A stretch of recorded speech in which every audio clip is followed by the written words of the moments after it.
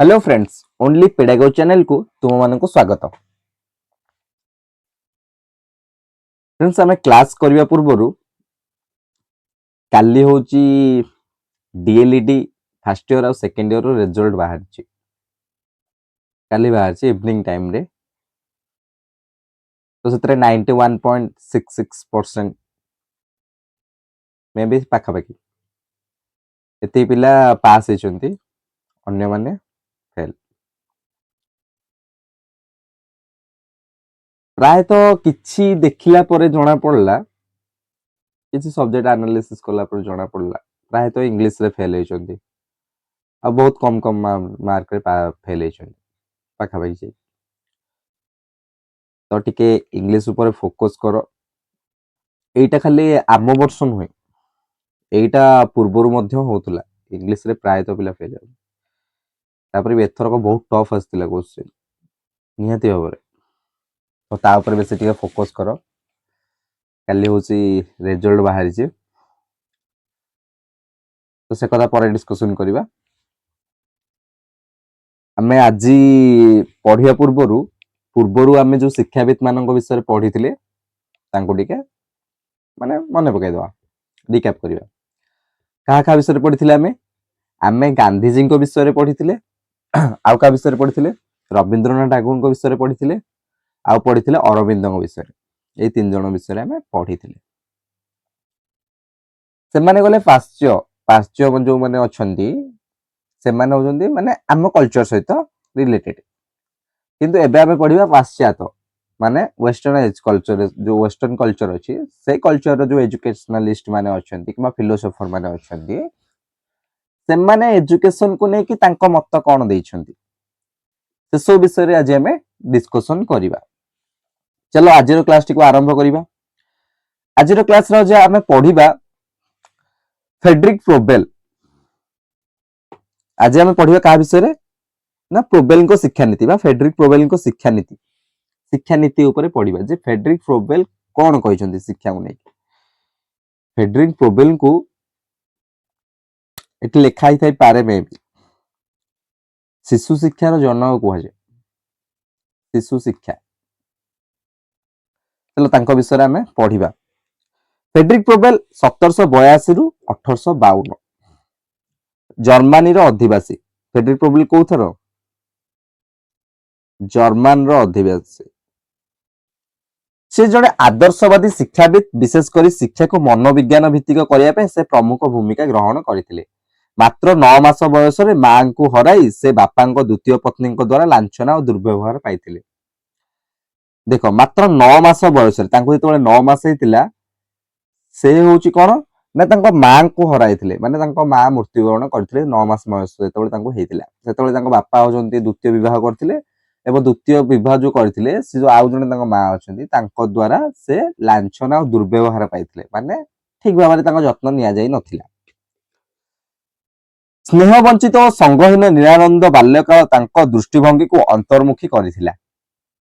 एही कारण से बाह्य प्रकृति प्रति आकृष्ट होइथिले। जितेबेले घरु तांको लांछना मिलिथिला, दुर्व्यवहार मिलिथिला, सेथिपाई से कोन ना बाह्य प्रकृति बाह्य जगत द्वारा से अधिक माने अफेक्ट होइथिले, माने से अट्रैक्ट हेतिले कहा प्रति ना बाह्य जगत प्रति अट्रैक्ट हेतिले।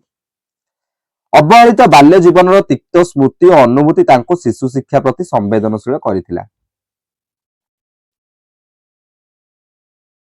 बुझी पारल? अवहेलित बाल्य जीवन तिक्त स्मृति और अनुभूति तांको शिशु शिक्षा प्रति कोन ना संवेदनशील करि पारथिला। से विश्वास करुथिले समग्र सृष्टि मूल रे अछि भगवानक ऐसी शक्ति। से विश्वास करुथिले कोन ना समग्र सृष्टि मूल रे अछि भगवानकर एक अलौकिक शक्ति अछि। प्रत्येक वस्तु रे एही शक्ति विद्यमान, माने प्रति वस्तु रे एही शक्ति अछि से एटा विश्वास करुथिले। प्रत्येक शिशुर बाल्यकाल प्रकृति सह घनिष्ठ परिचय हेबा उचित।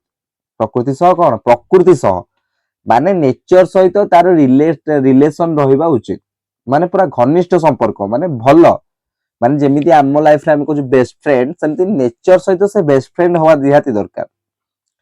ताकू सर्वदा आत्मसक्रिय करिबा दरकार, ताहेले से आत्मोपलब्धि निमित्त सर्वदा तार आभ्यंतरीण प्रचेष्टा जारी रखिबो।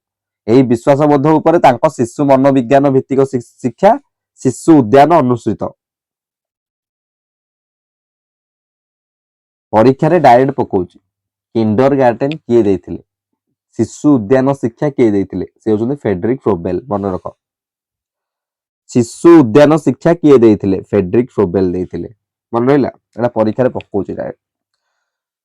ପ୍ରୋବେଲଙ୍କ ଶିକ୍ଷା ତତ୍ତ୍ୱର ନିମ୍ନଲିଖିତ ନୀତି ଗୁଡିକ ପ୍ରଣିଧାନ ଯୋଗ୍ୟ। ସେ ନୀତି କଣ କଣ ଦେଇଥିଲେ, ମାନେ ତାଙ୍କ ଶିକ୍ଷା ତତ୍ତ୍ୱ ଉପରେ ସେ କହିଥିଲେ ନା ଶିକ୍ଷାର ଲକ୍ଷ୍ୟ ହେଉଛି ଆତ୍ମୋପଲବ୍ଧି। ନିଜ ଆତ୍ମାକୁ ଉପଲବ୍ଧି କରିବା ହେଉଛି ଶିକ୍ଷାର ମୁଖ୍ୟ ମାନେ ଲକ୍ଷ୍ୟ।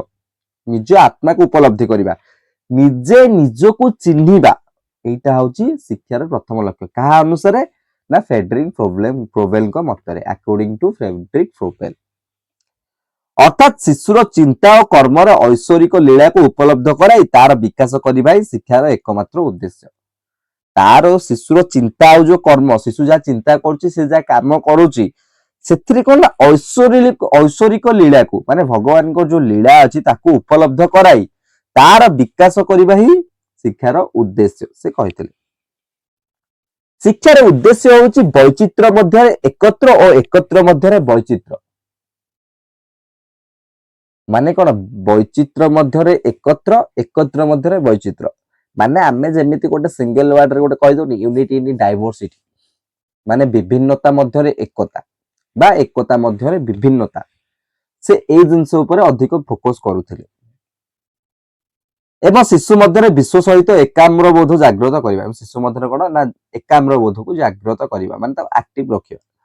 ବହିସ୍ଥ ଚାପ ବା ଦେଖ, ଦ୍ୱିତୀୟଟା କଣ କହିଲା ନା ବହିସ୍ଥ ଚାପ ବା ଅନୁଶାସନ ମଧ୍ୟରେ ଆତ୍ମବୋଧ ସମ୍ଭବ ନୁହେଁ।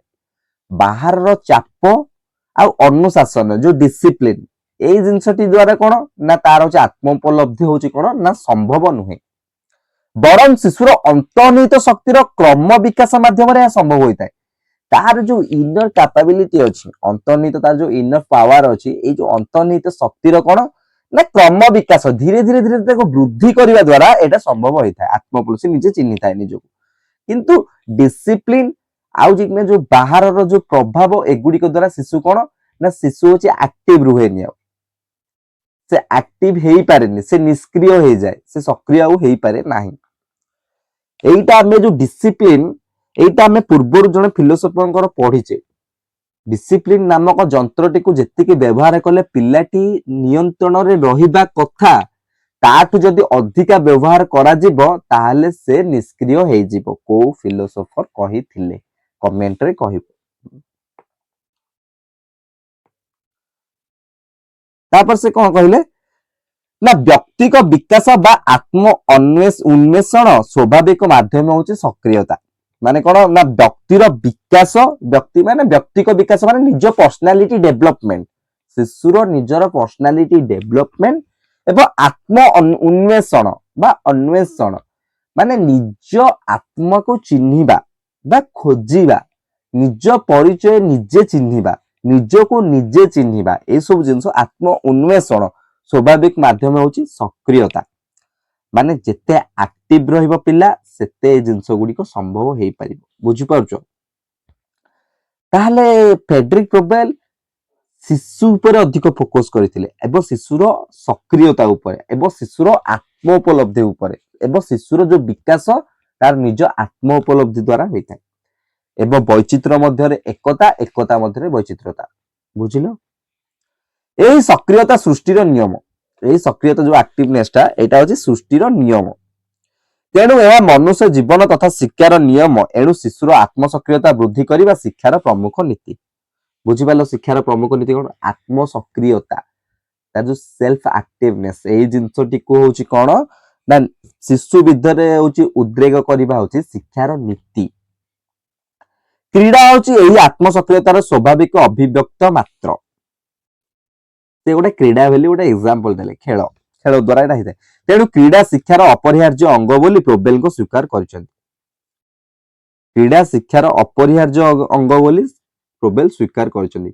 କାରଣ କ୍ରୀଡ଼ା ମାଧ୍ୟମରେ ଶିଶୁ ନିଜର ମାନେ ଯୋଉ ତାର ଯୋଉ କ୍ୟାପାବିଲିଟି ଅଛି, ନିଜର ଆବିଲିଟି ଅଛି, ତାକୁ ସେ ଚିହ୍ନିଥାଏ। ଦ୍ୱିତୀୟ କଥା, କ୍ରୀଡ଼ା ମାଧ୍ୟମରେ ଶିଶୁ ଅଧିକ ଆକ୍ଟିଭ ରହିଥାଏ। ସେଥିପାଇଁ ଆମକୁ ଯୋଉ କୁହାଯାଏ ଲେସନ ପ୍ଲାନ ତିଆରି କଲା ବେଳେ କିମ୍ବା କ୍ଲାସ ରେ କୌଣସି ଗୋଟେ ଟପିକ ଆରମ୍ଭ କରିବା ପୂର୍ବରୁ ୱାର୍ମ ଅପ୍ ଆକ୍ଟିଭିଟି ହେଇଥାଏ। ଏଇ ୱାର୍ମ ଅପ୍ ଆକ୍ଟିଭିଟି ଟା ଯଦି ସ୍ପୋର୍ଟସ ବେସ୍ଡ ହେଇଥାଏ, ଯଦି କ୍ରୀଡ଼ା ମାଧ୍ୟମରେ ହେଇଥାଏ, ତାହେଲେ ଶିଶୁ ଅନ୍ୟ ତୁଳନାରେ ଅଧିକ ଆକ୍ଟିଭ ହୋଇକି ରହିଥାଏ। କାରଣ ପିଲାମାନେ ଖେଳ ପ୍ରିୟ, ସେମାନେ ଖେଳକୁ ପସନ୍ଦ କରନ୍ତି, ସେମାନେ ଖେଳିବାକୁ ବହୁତ ଭଲ ପାଆନ୍ତି। ତେଣୁ ପିଲାର ନିଡ୍ ଅନୁସାରେ, ପିଲାର ଆବଶ୍ୟକତାକୁ ଦୃଷ୍ଟିରେ ରଖି ଆମେ ନିଜର ଲେସନ ପ୍ଲାନ କିମ୍ବା ନିଜର କ୍ଲାସଟିକୁ ଆରମ୍ଭ କରିବା କିମ୍ବା ଲେସନ ପ୍ଲାନ ଡିଜାଇନ କରିବା ନିହାତି ଦରକାର। ବୁଝିପାରିଲ? ତାଙ୍କ ମତରେ ଆତ୍ମୋପଲବ୍ଧି ନିମିତ୍ତ ବ୍ୟକ୍ତିର ଯେଉଁ ଆଭ୍ୟନ୍ତରୀଣ ପ୍ରଚେଷ୍ଟା ଦେଖାଯାଏ, କ୍ରୀଡ଼ା ହେଉଛି ତାହାର ବାହିକ ଅଭିବ୍ୟକ୍ତି ବା ସ୍ୱାଭାବିକ ପ୍ରକାଶ। ବୁଝିଲ? ସେ କହିଲେ ତାଙ୍କ ମତରେ ଆତ୍ମୋପଲବ୍ଧି ନିମିତ୍ତ ବ୍ୟକ୍ତିର ଯୋଉ ଆଭ୍ୟନ୍ତରୀଣ ପ୍ରଚେଷ୍ଟା ଦେଖାଯାଏ, ତାର ଯୋଉ ଭିତରେ ଯୋଉ ପ୍ରଚେଷ୍ଟା ଦେଖାଯାଏ, କ୍ରୀଡ଼ା ହେଉଛି ତାର ବାହିକ ଅଭିବ୍ୟକ୍ତି ବା ସ୍ୱାଭାବିକ ପରିପ୍ରକାଶ। ଖେଳ ମାଧ୍ୟମରେ ସେଟା କଣ ନା ସେ ପରିପ୍ରକାଶ କରିପାରିଥାଏ। କ୍ରୀଡ଼ା ଶିଶୁର ବ୍ୟକ୍ତି ସତ୍ତାର ବିକାଶ ପାଇଁ ଅପରିହାର୍ଯ୍ୟ। ତାର ଯୋଉ ବ୍ୟକ୍ତି ସତ୍ତାର ବିକାଶ ପାଇଁ କ୍ରୀଡ଼ା ହେଉଛି ଗୋଟେ ଅପରିହାର୍ଯ୍ୟ। ତାପରେ ଆସିଲା ସେ କହିଲେ ସାମାଜିକ ପରିପ୍ରେକ୍ଷୀରେ ହିଁ ବ୍ୟକ୍ତିତ୍ୱର ବିକାଶ ସମ୍ଭବ ହୁଏ। ସାମାଜିକ ପରିପ୍ରେକ୍ଷୀରେ ହିଁ ବ୍ୟକ୍ତିତ୍ୱର ବିକାଶ ସମ୍ଭବ ହୁଏ, ମାନେ ପର୍ସନାଲିଟିର ଡେଭଲପମେଣ୍ଟ ହୁଏ ସାମାଜିକ ପରିପ୍ରେକ୍ଷୀ ମାନେ ସମାଜରେ। ସାମାଜିକ ସହଯୋଗିତା ମାଧ୍ୟମରେ ଶିଶୁମାନେ ଦଳବଦ୍ଧ ଭାବେ ଆଧ୍ୟାତ୍ମିକ ଏକତା ଉପଲବ୍ଧି କରିପାରିବେ। ଗୋଟେ ଜିନିଷ ଏପର୍ଯ୍ୟନ୍ତ ମାର୍କ କରିଛ, ଏଥିରେ ପ୍ରୋବେଲ ଯୋଉ ଟର୍ମ ଗୁଡିକ ୟୁଜ କରୁଛନ୍ତି, ଯୋଉ ୱାର୍ଡ ଗୁଡିକ ୟୁଜ କରୁଛନ୍ତି, ଇଏ ସେ ଟର୍ମ ଗୁଡିକ ଅଧିକ ସାହିତ୍ୟିକ, ମାନେ ମାନେ ଗୋଟେ ନର୍ମାଲ ୱାର୍ଡ ଟାଇପ ର ନୁହେଁ, ସେ ଅଧିକ ସାହିତ୍ୟ ୱାର୍ଡ ବହୁତ ଏଥିରେ ୟୁଜ ହେଇଛି। ସାମାଜିକ ସହଯୋଗିତା ମାଧ୍ୟମରେ ଶିଶୁମାନେ ଦଳବଦ୍ଧ ହୋଇ ଆଧ୍ୟାତ୍ମିକ ଏକତା ଉପଲବ୍ଧି କରିପାରିବେ।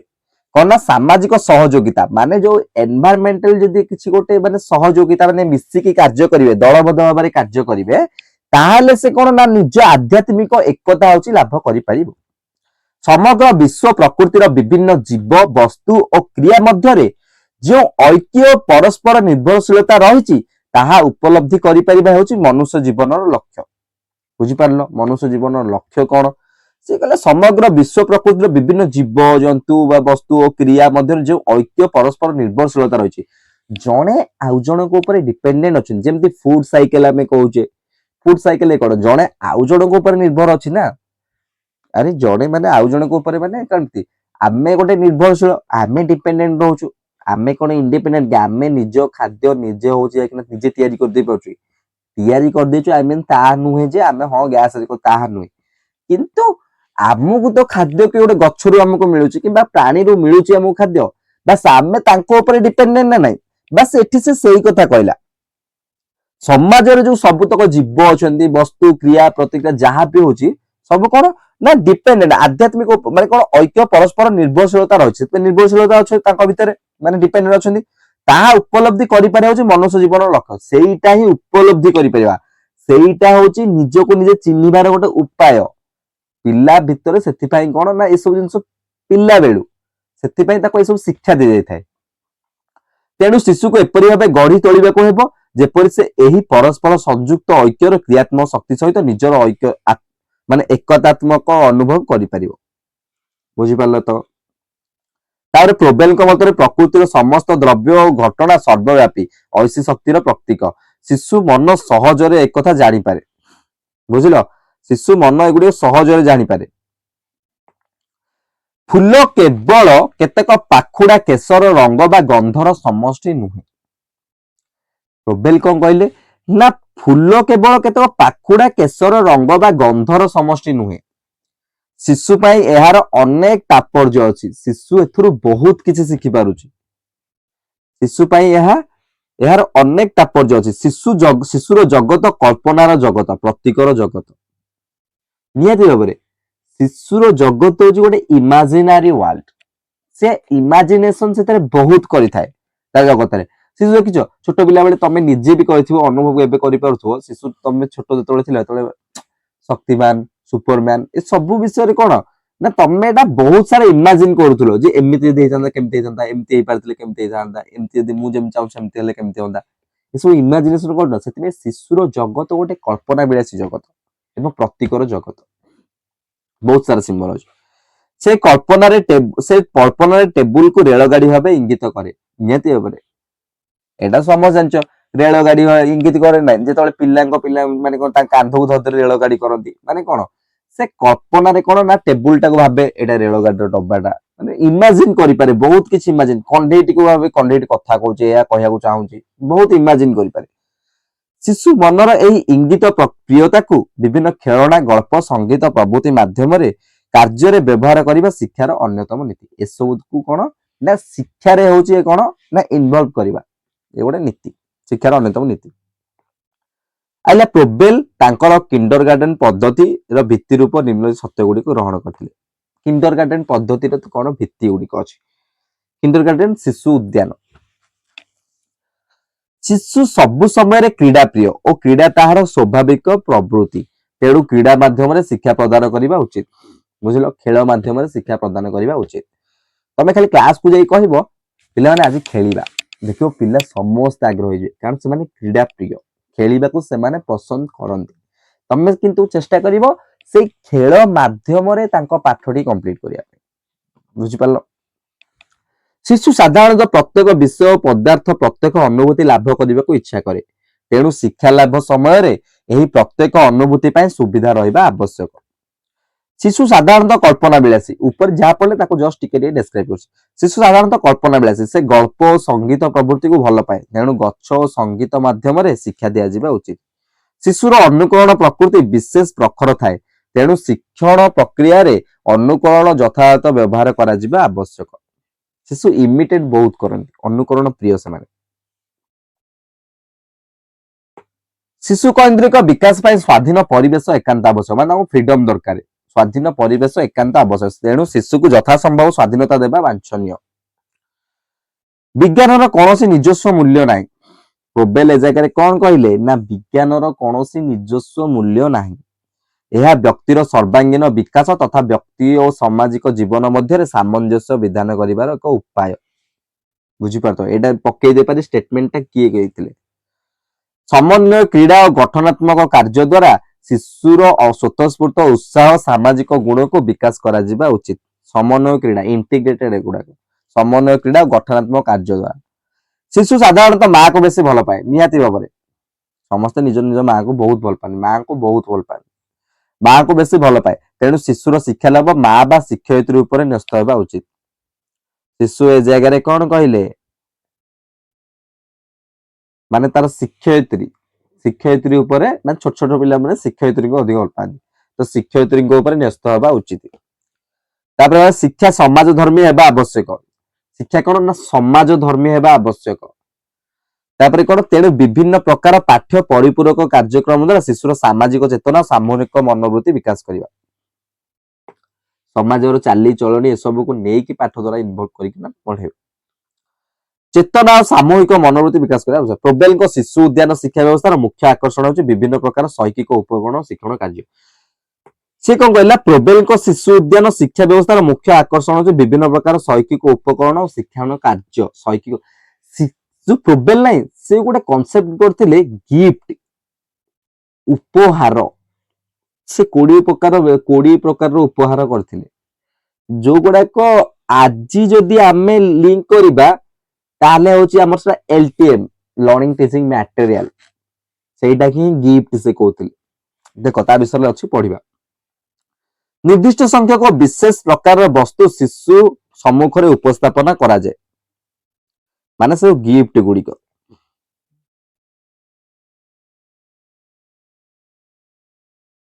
ଏହା ଦ୍ୱାରା ଶିଶୁର ଇନ୍ଦ୍ରିୟ ଶକ୍ତି ସଞ୍ଚାଳନ ହୋଇଥାଏ। এই ଯୋଉ ଗିଫ୍ଟ ଗୁଡ଼ିକ ଥାଏ ଶିଶୁର ଇନ୍ଦ୍ରିୟ ଶକ୍ତି ସଞ୍ଚାଳନ ହୋଇଥାଏ। এইগুଡ଼ି ଉପହାର କୁହାଯାଏ, এইଗୁଡ଼ିକୁ ଉପହାର କୁହାଯାଏ, ଗିଫ୍ଟ କୁହାଯାଏ। ଏହି ଉପହାର ଗୁଡ଼ିକର ଆକୃତି ଓ ଗୁଣ ବିଭିନ୍ନ ଏବଂ ଏହା ବିଶେଷ ବିଶେଷ ବସ୍ତୁର ପ୍ରତୀକ ରୂପେ ଶିଶୁ ନିକଟରେ ପ୍ରତୀୟମାନ ହୁଏ। ନିହାତି ଭାବରେ ତମେ ଯେତେବେଳେ କ୍ଲାସରୁମକୁ LTM ନେଇକି ଯାଇଥିବ ସେତେବେଳେ କଣ ନା ତମେ ଯୋଉ ପିଲାମାନଙ୍କୁ ଦେଖେଇବ, ମନେକର ଗୋଟେ ପାହାଡର ଯଦି ଗୋଟେ LTM ନେଇକି ତମେ ଯାଇଛ, ଗୋଟେ 3D ମଡେଲ ନେଇକି ଯାଇଛ, ସେ ପାହାଡର ହଉଛି କିନା କିଛି ଉପକାରିତା ବିଷୟରେ କିମ୍ବା ପାହାଡର ଫର୍ମେସନ ବିଷୟରେ କିମ୍ବା ପାହାଡର ହାଇଟ, ତାପରେ ପାହାଡର ହଉଛି ଏକ୍ସପାଣ୍ଡେସନ କେଉଠୁ କେତେ ବାଟ ହେଇଛି, ଏସବୁ ବିଷୟରେ ଶିଶୁକୁ ଗୋଟେ ମାନେ କଣ ଆଖି ଆଗରେ ଗୋଟେ ଯଦି ଜିନିଷଟି ରହିଲା ताहले ताकू से अधिक ग्राफ करि परिबो, अधिक ग्रहण करि परिबो से जिंसटी को, तार जो कांसेप्ट विषय से अधिक तार अंडरस्टैंडिंग बढ़ी परिबो, सेति पय से गिफ्ट विषय रे कहिथिले। एटा परीक्षा रे पक्काए गिफ्ट विषय किए कहिथिले सब। एही उपहार गुड़िकर आकृति और गुण विभिन्न एवं यह विशेष विशेष वस्तुर प्रतीक रूपे माने बहुत अलग अलग वस्तु तैयारी होइथाइ पारे। उदाहरण बॉल केवल क्रीड़ा सामग्री भावे शिशु को दिया जाए नहीं। उदाहरण बॉल केवल क्रीड़ा सामग्री रूपे, बॉल केवल खेल खेलिबा पय दिया जाइथाइ पिला को, से बॉल द्वारा से बहुत के सर्कल जानि पारि थाए, से बॉल को देखना रिलेट कर पारि थाए गोटे पृथ्वी रो गोटे मॉडल टाइप रो, ग्लोब रो मॉडल टाइप रो, एगुडे से रिलेट कर सर्कल विषय रे देखना से बॉल को देखि जानि पारि थाए। यह शिशु मन रे सर्वव्यापी ऐक्यर धारणा सृष्टि करिबारे सहाय्य करे, ता भितरे बहुत सारा धारणा से सृष्टि करथाए। सेहीपरि घन पदार्थ अन्यान्य वृत्ताकार वस्तु आदि को नियमित क्रम रे व्यवहार कराइथाए। प्रोबेल 20 टी उपहार उद्भावन करथिले, मन रखिलो प्रोबेल 20 टी उपादान, एगुडी परीक्षार फेवरेट जिंस गुडा। परवर्ती काल रे शिशु उद्यान विद्यालय रे अनेक उन्नत धरणर उपहार माने व्यवहार करा होछि। एतद भिन्न शिशु द्वारा विभिन्न प्रकार शिक्षण कार्य यथा माटी बाली काठ कागज प्रभृति साहाय्य विभिन्न जिंस तैयारी करा जाय, माने आंचलिक उपकरण द्वारा बहुत जिंस तैयारी करा होछि। या द्वारा शिशुर सृजन शक्तिर विकास होइताय, सृजन शक्ति विकसित होइताय। गीत कर्म संगीत जे कर्म संगीत अर्थ कोन जे एक्शन सॉन्ग, माने गीत सहित एतर एक्शन करि हबो, जेउतरे गीत ताळे ताळे नाना प्रकार कार्य करिबा को शिक्षा दिया जायथाय, माध्यम रे शिक्षादान करा जायथाय। गल्प आदि माध्यम रे शिशुर अंतर्निहित प्रवृत्तिर माने परिप्रकाश करा जायथाय। बुझी पारलो कोन कहिबा को चाहुचंदी प्रोबेल। प्रकृत रे प्रोबेल होचन शिशु शिक्षार जनक। मु प्रथमरु कहिथिली परीक्षा रे पकोउची कोन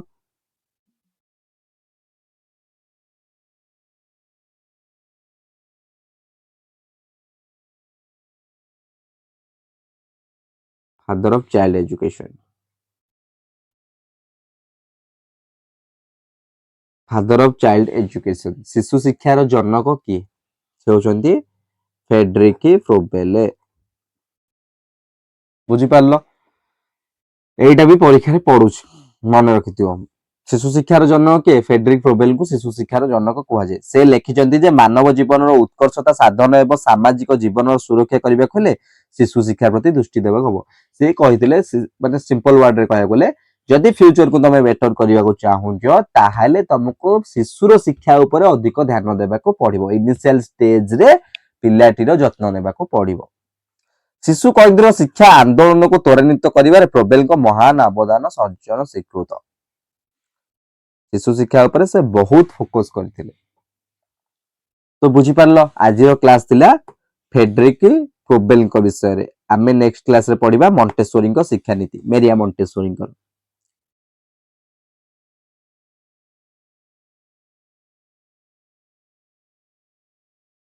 हो एथरा आमे टी रिकैप करिबा प्रोबेल कोन कोन कहिथिले। प्रोबेल होचंदी कोठार ना जर्मन रो अधिवासी। से प्रोबेल कोन ना पिल्ला बेलु तांको जेतले मांकर मृत्युवरण हेतिला 9 मास बयस रे से तांकर द्वितीय जो मां थिले तांको द्वारा से लांछित और दुर्व्यवहार होइतिले, जहा द्वारा तांको कोन ना बाह्य जगत प्रति से अधिक अट्रैक्ट होइतिले। एबो से कोन से शिशु ठारे देखितिले माने केम से छोट बेलु तो मां मरिथिले ना, से कोन ना शिशुर देखना कोन ना कष्ट गुडी को देखितिले ना, से किना शिशु गुडी को भीतर कोन कोन होची प्रॉब्लम क्रिएट होची एक ना एजुकेशन सिस्टम रे पाठ पढा रे केमती कोन प्रॉब्लम से चाहितिले। आत्म उपलब्धि निज को निजे उपलब्धि करिया पई कोन कोन जिंस देबा दरकार, शिशु को जोगे देबा दरकार। तापर से होची कि ना कोन ना शिशु मान को एक्टिव रखिया चेष्टा करथिले। तापर शिशु केंद्रीय शिक्षा रे कोन ना से सक्रियता बहुत यूज करथिले, सक्रिय रखिया चेष्टा करथिले। पिल्ला माने जे सक्रिय रहिबे ताहाले से माने अधिक से क्रीडा ऊपर अधिक फोकस करथिले, से खेल माध्यम रे शिक्षा को अधिक फोकस करथिले।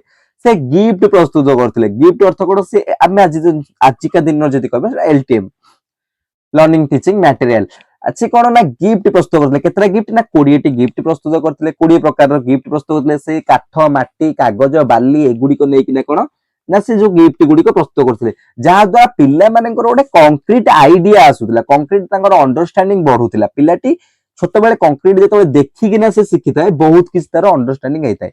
ए सब जिंस ऊपर से फोकस करथिले। तांको कोन ନା ଶିଶୁ ଶିକ୍ଷାର ଜନକ କୁହାଯାଏ, ଫାଦର ଅଫ ଚାଇଲ୍ଡ ଏଜୁକେସନ ର କୁହାଯାଏ। ଏହା ଥିଲା ଆମର ସଂକ୍ଷେପରେ ଫ୍ରେଡରିକ ପ୍ରୋବେଲଙ୍କର ଶିକ୍ଷାନୀତି। ତ ଆଜିର କ୍ଲାସରେ କାହାର କଣ ଡାଉଟ ରହିଲା? ଯଦି କାହାର କିଛି ଡାଉଟ ଅଛି ନିହାତି ଭାବରେ ପଚାରିବ। ତାପରେ ହଉଛି ଆମେ ନେକ୍ସଟ କ୍ଲାସରେ ପଢିବା ମେରିଆ ମଣ୍ଟେସୋରୀଙ୍କ ବିଷୟରେ। ମେରିଆ ମଣ୍ଟେସୋରୀ କଣ, ତାଙ୍କ ସେ କୋଉଠି ଜନ୍ମ ହୋଇଥିଲେ, ସେ କଣ ରୋମରେ କେମିତି କଣ କରିଥିଲେ, ଇଟାଲୀର ସେ ଅଧିବାସୀ ଥିଲେ, ତାପରେ ତାଙ୍କର ହଉଛି ବାଳ ମନ୍ଦିର ହଉଛି ତାଙ୍କର କନସେପ୍ଟ ଥିଲା। ଏସବୁ ବିଷୟରେ ଆମେ ନେକ୍ସଟ କ୍ଲାସରେ ପଢିବା। ବୁଝିପାରିଲ? କ୍ଲିୟର? ଆଜିର କ୍ଲାସରେ କାହାର କିଛି ବୁଝିବାର ଅସୁବିଧା ଅଛି? ଯଦି କିଛି ଅସୁବିଧା ଅଛି ପ୍ରତି ଲାଇନ ବି ତମେ ପଚାରି ପାରିବ। ବୁଝିଲ? ତାହେଲେ ଆଜିର କ୍ଲାସକୁ ଏଇଠି ୱାଇଣ୍ଡ ଅପ୍ କରିବା। ଜୟ ଜଗନ୍ନାଥ।